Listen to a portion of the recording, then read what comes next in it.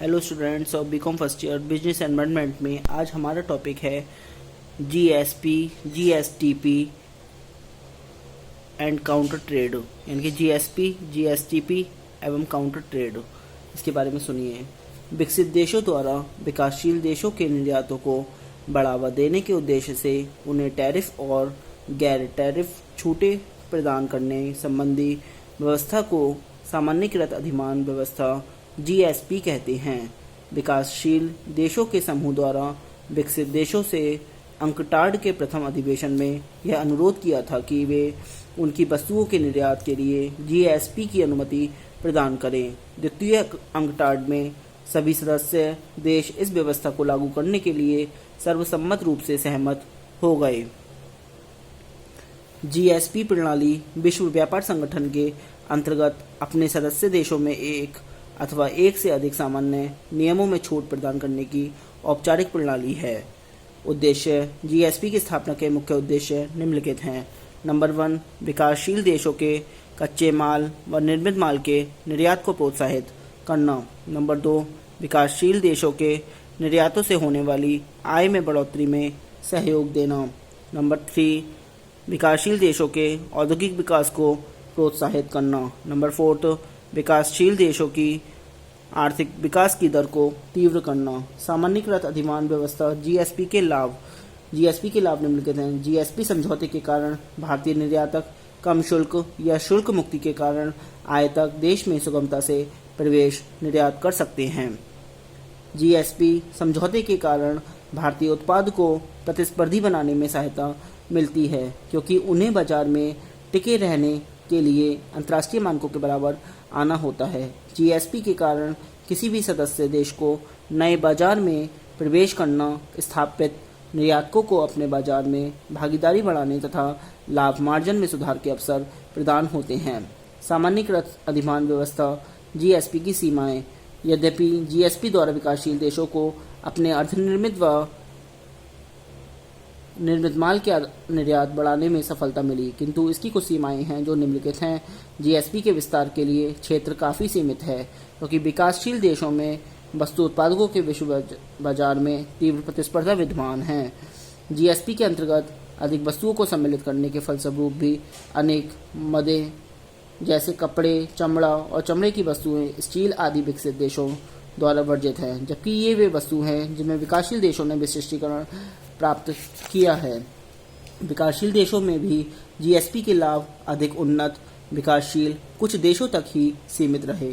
GSP अवसरों का लाभ उठाने के लिए कुछ अनिवार्य शर्तों का तथा प्रशासनिक खानापूर्ति को पूरा करना आवश्यक है, जबकि शर्तें पूरी न होने के कारण लाभ से वंचित रह जाते हैं। अनेक विकसित देशों ने अपनी अपनी योजनाएं तैयार की हैं, जो अधिमानों पर कई प्रकार के प्रतिबंध लगाता है। कुछ ऐसे अर्धविकसित देशों को अधिमानी टैरिफ व्यवहार देते हैं जो ऐच्छिक निर्यात प्रतिबंध का पालन करते हैं। प्रशुल्क अधिमान की वैश्विक प्रणाली जीएसटीपी। अब आता है जीएसटीपी के बारे में। विकासशील देशों में आर्थिक सहयोग के लिए वर्ष 1982 में न्यूयॉर्क में जो G77 देशों के समूह की मंत्री स्तरीय बैठक द्वारा लिए गए निर्णय के आधार पर प्रशुल्क अधिमानों की विश्व व्यवस्था जीएसटीपी के शुभारंभ का निर्णय लिया गया। वर्ष 1984 में आयोजित 2 बैठकों में इससे मूल नियमों और तरीकों का प्रारूप निर्धारित करने के लिए गहन तकनीकी स्तरीय विचार विमर्श हुआ। जुलाई 1985 में नई दिल्ली में आयोजित दूसरे मंत्री स्तरीय सम्मेलन में यह निर्णय लिया गया कि जीएसटीपी की बातचीत के प्रथम दौर को मई 1987 में अंकटाड के 7वें सम्मेलन की पूर्व संध्या पर पूरा कर लिया जाए। वस्तुतः प्रशुल्क व गैर प्रशुल्क छूटों का दिया जाना तथा अंकटाड के अंतर्गत अन्य उपायों जैसे दीर्घकालीन अनुबंधों के माध्यम से परस्पर व्यापार को प्रोत्साहित करने के लिए जीएसटीपी विकासशील देशों के लिए शुभ शुरुआत है। इसमें एक विकासशील देश दूसरे विकासशील देश को टैरिफ व गैर टैरिफ सुविधाओं को प्रदान करता है। भारत इसका संस्थापक सदस्य देश है। जीएसटीपी के अंतर्गत भारत में 22 उत्पादों को प्रशुल्क अधिमान दिए हैं। और 32 उत्पादों पर शेष विकासशील देशों से प्रशुल्क अधिमान प्राप्त किए हैं। आगे आता है ऑब्जेक्टिव्स ऑफ जीएसटीपी। जीएसटीपी के उद्देश्य, इसके प्रमुख उद्देश्य निम्नलिखित हैं। नंबर 1, विकासशील देशों के मध्य परस्पर व्यापार को प्रोत्साहित करना। नंबर 2, विकासशील देशों के मध्य आर्थिक सहयोग को बढ़ावा देना। नंबर 3, अति अल्प विकसित देशों के विकास के लिए विशेष प्रयास करना। नंबर 4, इन देशों की आर्थिक विकास दर को तीव्र करना। फिर विकासशील देशों में एक नया आर्थिक क्रम स्थापित कर उत्पादन तथा रोजगार में वृद्धि करना।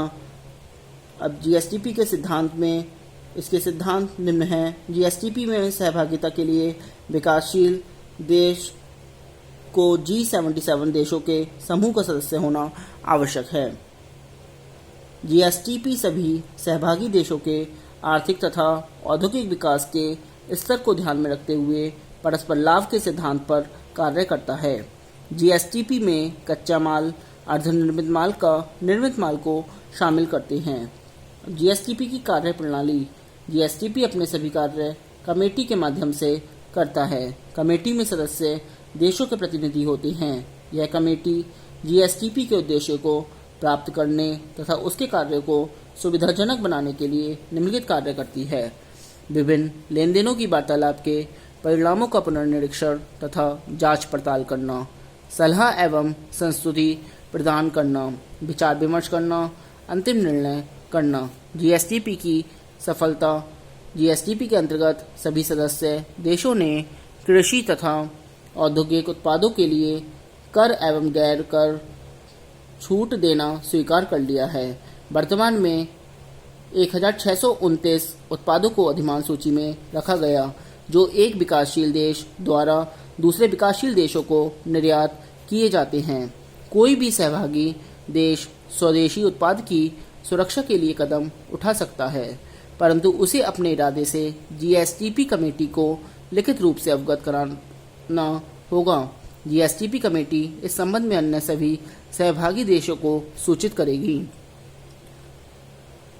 अब आता है काउंटर ट्रेड पॉलिसी, यानी कि काउंटर ट्रेड प्रति व्यापार।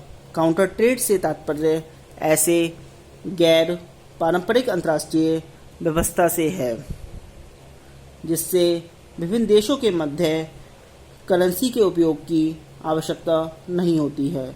अन्य शब्दों में प्रति व्यापार व्यवहार ऐसे व्यापार से है जिसके अंतर्गत किसी विक्रेता से कोई वस्तु तभी क्रय की जाती है जब वह क्रेता से भी कोई वस्तु क्रय के लिए तैयार हो।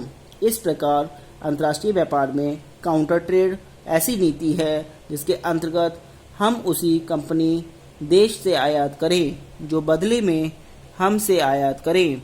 इस प्रकार यह एक द्विपक्षीय समझौता है जिसके अंतर्गत एक देश दूसरे देश से या कंपनी आयात इस शर्त पर करता है कि दूसरा देश भी उससे उतने ही मूल्य की वस्तुओं का आयात करेगा। यह व्यवस्था उन देशों में बड़ी लोकप्रिय है जिसके पास हार्ड करेंसी जैसे डॉलर की कमी रहती है। प्रति व्यवहार करने वाले देशों की संख्या 1983 में 88 जो 2001 से बढ़कर 153 हो गई तथा 2008 में लगभग विश्व के सभी देशों ने इसे अपना लिया है। काउंटर ट्रेड को 5 भागों में बांटा जा सकता है। नंबर 1 है बार्टर। इसमें वस्तुओं एवं सेवाओं का 2 पक्षकारों के बीच बिना मुद्रा के भुगतान प्रत्यक्ष व्यापार व्यवहार से है। नंबर 2 प्रतिक्रय व्यवहार। इसमें आपसी समझौते के द्वारा शामिल दोनों पक्षकार आपस में उत्पादित वस्तुओं एवं सेवाओं के आदान प्रदान की सहमति प्रदान करते हैं। Number 3 offset.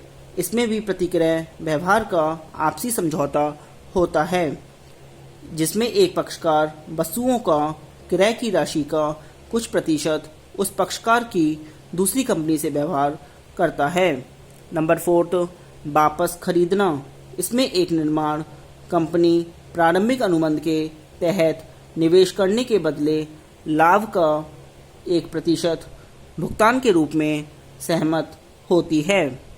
नंबर 5, स्विच व्यापार। यह उस समय उत्पन्न होता है जब तीसरा पक्षकार ट्रेडिंग के प्रतिक्रय व्यवहार बेहतर उपयोग के लिए पुनर्विक्रय किसी दूसरे पक्षकार को कर देता है। प्रति व्यापार व्यवहार के लाभ। प्रति व्यापार व्यवहार के लाभ निम्नलिखित हैं। प्रति व्यापार व्यवहार निर्यात में स्थिरता प्रदान करता है।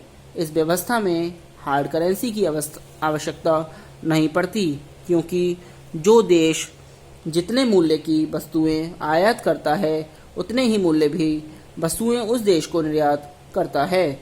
इसमें आयात का निपटारा निर्यात से होता है, अतः देश के निर्यात प्रोत्साहित होते हैं। इस व्यापार समझौते में वस्तुओं का ही लेन देन होता है, अतः किसी भी देश को हार्ड करेंसी की आवश्यकता नहीं पड़ती। प्रति व्यापार व्यवहार की हानियां। इस व्यवस्था की प्रमुख हानियां निम्नलिखित हैं। प्रति व्यापार व्यवहारों में वस्तुओं एवं सेवाओं का स्वतंत्र प्रवाह नियंत्रित हो जाता है, इसलिए अंतर्राष्ट्रीय व्यापार में प्रतिस्पर्धा के लाभ नहीं उठाए जा सकते हैं।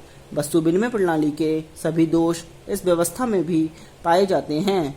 इस व्यवस्था में कभी कभी किसी देश को उन वस्तुओं का आयात भी करना पड़ सकता है जिनकी उन्हें अधिक आवश्यकता है। इस प्रकार के अनिवार्य आयातों से घरेलू उद्योगों को व्यापार क्षति पहुंचती है। वर्तमान समय में WTO के प्रावधानों के अंतर्गत जैसे जैसे व्यापार का क्षेत्र बढ़ता जाएगा, प्रति व्यापार व्यवहार का महत्व धीरे धीरे कम होता जा रहा है। आज के लिए इतना ही। Thank you very much.